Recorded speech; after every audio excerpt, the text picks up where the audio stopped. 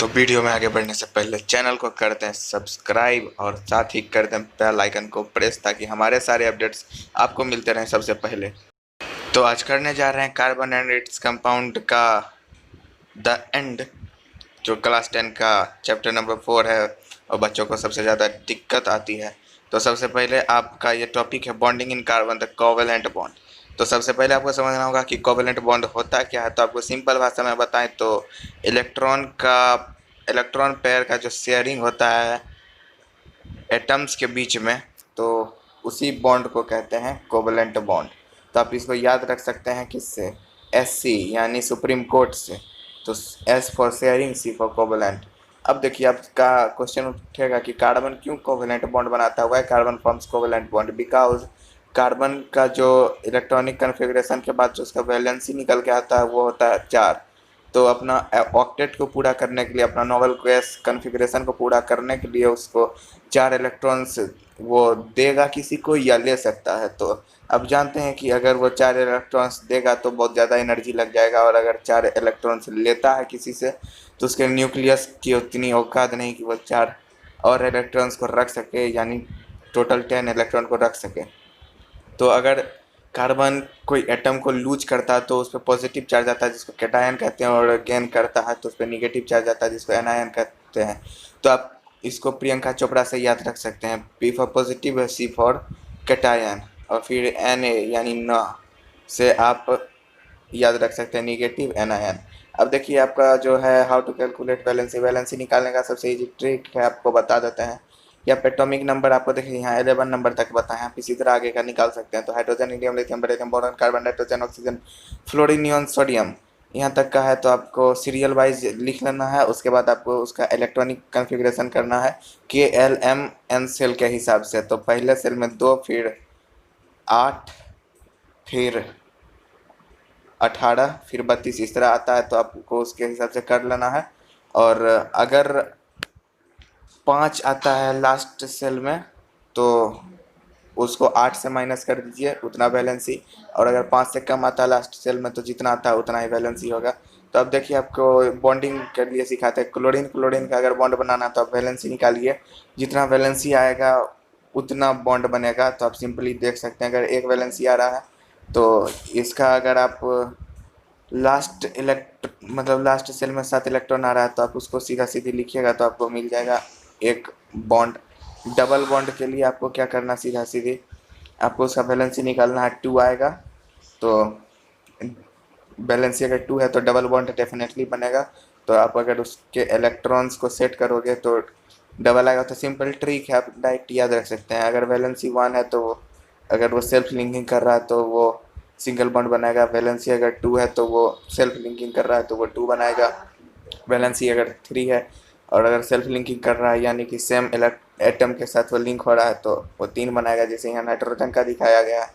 तो इसका outer most में 5 है और इसका वैलेंसी 3 है तो 5 है। तो अगर आपको इसमें देखिए ऐसे भी अगर आप ध्यान लगाते हैं, दिमाग लगाते हैं थोड़ा सा, तो आपको 2-2-2 करके अगर पेयरिंग करने का रहता है तो 2-2 करके पेयरिंग कीजिएगा। आउटर मोस्ट 5 है तो एक बच जाएगा, जबकि 3 तरफ आपको पूरा 2-2 करना होगा तब जाके एक तरफ बच सकता है। तो सिंपल आप इसी तरह याद रख सकते हैं अगर वैलेंसी के हिसाब से अगर सेल्फ लिंकिंग हो रहा है तो।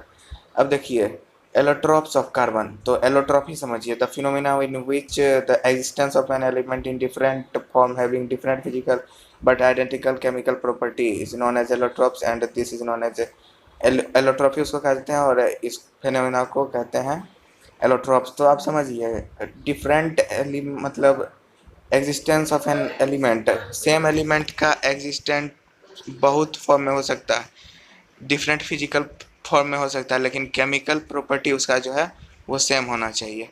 तो आप जैसे यहाँ पर डायमंड और ग्रेफाइट का देख सकते हैं। तो देखिए क्रिस्टलाइन फॉर्म भी होता है, एमॉर्फस फॉर्म भी होता है। क्रिस्टलाइन डायमंड और graphite, amorphous call, cork, ETC। तो डायमंड और ग्रेफाइट का आप स्ट्रक्चर देख लीजिए, एग्जाम में पूछ सकता है। और फिर देखिए डायमंड और ग्रेफाइट के बीच में आपको अंतर समझा देते हैं।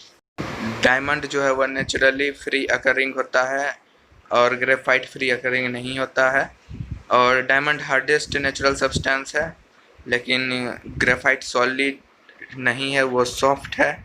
मतलब सॉलिड है लेकिन एक तरह से वो सॉफ्ट ही है। तो सॉफ्ट है और ग्रीसी इन टच है। और आप जब देखिएगा जो डायमंड है वो ट्रांसपेरेंट है, हाई रिफ्रैक्टिव इंडेक्स के साथ, लेकिन ये जो ग्रेफाइट है वो ब्लैक कलर का है और ओपेक है, यानी कि ट्रांसपेरेंट नहीं है। देखिए डायमंड जो है वो इंसुलेटर है इलेक्ट्रिसिटी का और बैड कंडक्टर है हीट का, लेकिन ये ग्रेफाइट कंडक्टर है हीट और इलेक्ट्रिसिटी का। अब आप देखिए फ्लोरेन का। देखिए फ्लोरेन बहुत टाइप का होता है, जैसे C32C बहुत सारा होता है, लेकिन C60 कॉमनली फाउंड है। इसको बकमाइस्टर फ्लोरेन कहते हैं और आप उसका मतलब देख सकते हैं photo. Versatile nature of carbon में आप देख सकते हैं कि इसमें कैटेनेशन का प्रॉपर्टी होता है, यानी सेल्फ लिंकिंग का। और जो दूसरा प्रॉपर्टी होता है कार्बन का वो होता है वैलेंसी 4 होने के कारण वो 4 एटम्स के साथ बॉन्ड बना सकता है। अब देखिए सेचुरेटेड और अनसेचुरेटेड के बारे में जो है कि ये मतलब सेचुरेटेड जो होता है रेसिस्ट करता है ऑक्सीडेशन रिएक्शन को, तो इतना आप ध्यान में नहीं रखिए, सीधा सीधी आप रखिए कि सेचुरेटेड जो होता है वो उसमें सिर्फ सिंगल बॉन्ड होता है और अनसेचुरेटेड में डबल और ट्रिपल बॉन्ड होता है।